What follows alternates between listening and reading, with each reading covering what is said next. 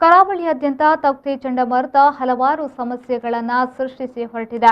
ಒಂದೆಡೆ ಸಮುದ್ರ ಕೊರೆತದಿಂದ ನೂರಾರು ಮನೆಗಳು ಕಡಲು ಪಾಲಾಗಿದ್ದರೆ ನೂರಾರು ಕುಟುಂಬಗಳು ಬೀದಿ ಪಾಲಾಗಿದ್ದಾರೆ. ಚಂಡಮಾರುತದ ಪರಿಣಾಮ ಕರಾವಳಿಯಲ್ಲಿ ಕಳೆದ ಒಂದು ವಾರದಿಂದ ನಿರಂತರವಾಗಿ ಸುರಿದ ಮಳೆಗೆ ಕಡಲ ತೀರದ ಜನ ಮಾತ್ರವಲ್ಲ, ಮಲೆನಾಡಿನ ಜನರು ಸಂಕಷ್ಟಕ್ಕೀಡಾಗಿದ್ದಾರೆ. ಅಕಾಲಿಕವಾಗಿ ಸುರಿದ ಮಳೆಯಿಂದಾಗಿ ಈ ಭಾಗದ ಪ್ರಮುಖ ವಾಣಿಜ್ಯ ಬೆಳೆಯಾದ ಅಡಿಕೆಗೆ ಸಮಸ್ಯೆ ಎದುರಾಗಿದೆ. ಮಳೆಯಿಂದಾಗಿ ಅಡಿಕೆ ಗಿಡದಿಂದ ಸಣ್ಣ ಅಡಿಕೆಗಳು ಬೀಳಲಾರಂಭಿಸಿದ್ದು, ಇದು ಅಡಿಕೆ ಬೆಳೆಗಾರನ ಫಸಲಿಗೆ ಭಾರಿ ಹೊಡೆತ ನೀಡಲಿದೆ. ಕರಾವಳಿ ಭಾಗದ ಕೃಷಿಕರ ಪ್ರಮುಖ ಜೀವನಾಧಾರ ಬೆಳೆಯಾದ ಅಡಿಕೆ ಬೆಳೆಗೆ ಇದೀಗ ಮತ್ತೆ ಸಂಕಷ್ಟ ಎದುರಾಗಿದೆ. ತೌಕ್ತೆ ಚಂಡಮಾರುತದ ಹಿನ್ನೆಲೆಯಲ್ಲಿ ಕರಾವಳಿಯಾದ್ಯಂತ ಕಳೆದ ಒಂದು ವಾರದಿಂದೀಚೆಗೆ ಸುರಿದ ಅಕಾಲಿಕ ಮಳೆ ಅಡಿಕೆ ಬೆಳೆಗಾರನಿಗೆ ಭಾರಿ ನಷ್ಟ ಉಂಟು ಮಾಡಿದೆ.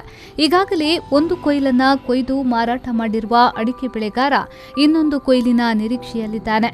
ಅಲ್ಲದೆ ಈ ಕೊಯ್ಲಿಗೆ ಬೇಕಾದ ಮದ್ದು ಬಿಡುವ ಸೇರಿದಂತೆ ಇತರ ಕೆಲಸ ಕಾರ್ಯಗಳಿಗೆ ಸಿದ್ಧತೆಯನ್ನ ಮಾಡಿಕೊಂಡಿದ್ದಾನೆ. ಆದರೆ ಅಕಾಲಿಕ ಮಳೆಯಿಂದಾಗಿ ಈ ಎಲ್ಲ ಸಿದ್ಧತೆಗಳಿಗೆ ನೀರಲ್ಲಿ ಕೊಚ್ಚಿ ಹೋಗುವಂತಹ ಪರಿಸ್ಥಿತಿ ನಿರ್ಮಾಣವಾಗಿದೆ. ಅಡಿಕೆ ಗಿಡದಲ್ಲಿ ಇದೀಗ ಹಿಂಗಾರ ಬಿಡುವ ಹಾಗೂ ಎಳೆ ಅಡಿಕೆ ಮೊಳಕೆ ಬರುವ ಸಮಯವಾಗಿದ್ದು, ಅಕಾಲಿಕ ಮಳೆಯಿಂದಾಗಿ ಈ ಎಳೆ ಅಡಿಕೆಗಳು ಉದುರಲಾರಂಭಿಸಿವೆ.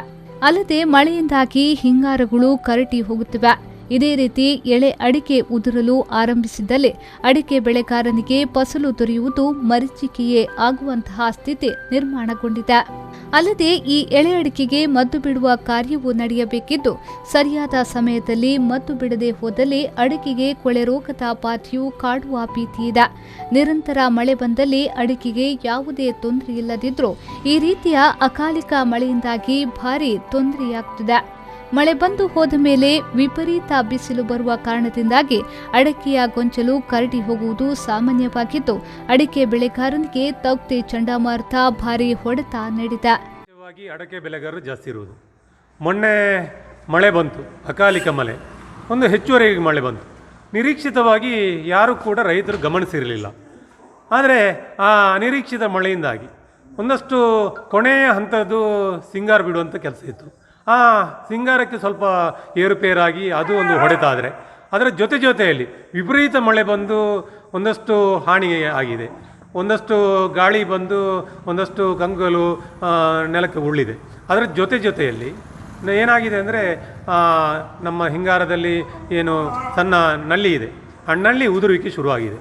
ವಿಶೇಷವಾಗಿ ಇವತ್ತು ನಾವು ಗಮನಿಸಿರುವಂಥದ್ದು ಎಲ್ಲ ತೋಟಗಳಲ್ಲಿ ಕೂಡ ಇದು ಸಾಂಕ್ರಾಮಿಕವಾಗಿ ಏನು ರೋಗ ಇದೆ, ಆ ರೀತಿಯಲ್ಲಿ ಇವತ್ತು ನಲ್ಲಿಗಳು ಬೀಳ್ತಾ ಇದೆ. ಅದು ಹಸಿರು ನಲ್ಲಿ ಇರ್ಬೋದು ಅಥವಾ ಈಗ ಇರತಕ್ಕಂಥ ಸಣ್ಣ ಪಚ್ಚೆ ನಲ್ಲಿ ಅಂತ ನಾವೇನು ಹೇಳ್ತೇವೆ, ಅದು ಕೂಡ ಉದುರಲಿಕ್ಕೆ ಆರಂಭ ಆಗಿದೆ. ಯಾರೂ ಕೂಡ ಎಕ್ಸ್ಪೆಕ್ಟ್ ಮಾಡಿರಲಿಲ್ಲ. 3-4 ಸ್ಪ್ರೇ ಮಾಡಿದರೂ ಕೂಡ ನಿಂತಿರತಕ್ಕಂಥ ಏನು ನಲ್ಲಿಗಳಿದೆ ಅದು ಉದುರುವಿಕೆ ಆರಂಭ ಆಗಿದೆ. ತುಂಬ ಈ ರೀತಿಯ ನಷ್ಟಗಳಾಗಿದೆ.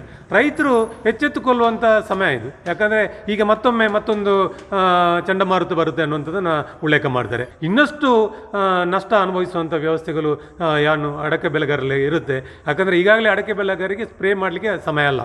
ಯಾವಾಗಲೂ ಕೂಡ ಜೂನ್ 15ರ ನಂತರ ಮಳೆಗಾಲ ಆರಂಭ ಆಗುತ್ತೆ. ಮಳೆಗಾಲ ಆರಂಭ ಆಗುವ ತಕ್ಷಣ ಒಂದು ವಾರ ಬಿಟ್ಟು ಈ ಸ್ಪ್ರೇಯನ್ನು ಮಾಡುವಂಥ ಕೆಲಸವನ್ನು ಮಾಡುತ್ತೇವೆ.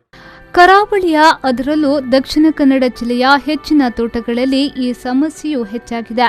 ಒಂದೆಡೆ ಕೊಯ್ದು ಮಾರಾಟ ಮಾಡಲು ಸಿದ್ಧವಾದ ಅಡಿಕೆ ಮಳೆಯಿಂದಾಗಿ ಹಾಳಾದ್ರೆ, ಇನ್ನೊಂದೆಡೆ ಹೊಸ ಫಸಲು ಮಳೆಯ ಕಾಟದಿಂದ ಕೈ ತಪ್ಪುವ ಹಂತದಲ್ಲಿದೆ.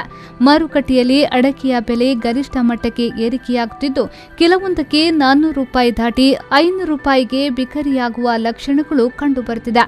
ಆದರೆ ಅಡಿಕೆಗೆ ಮಾರುಕಟ್ಟೆಯಲ್ಲಿ ಬೆಲೆ ಹೆಚ್ಚಾದಾಗ ಅಡಿಕೆ ಬೆಳೆಯು ಈ ರೀತಿ ನಷ್ಟಕ್ಕೀಡಾಗುತ್ತಿದೆ. ಅನಿಶ್ ಕುಮಾರ್, ವಿ4 ನ್ಯೂಸ್, ಪುತ್ತೂರು.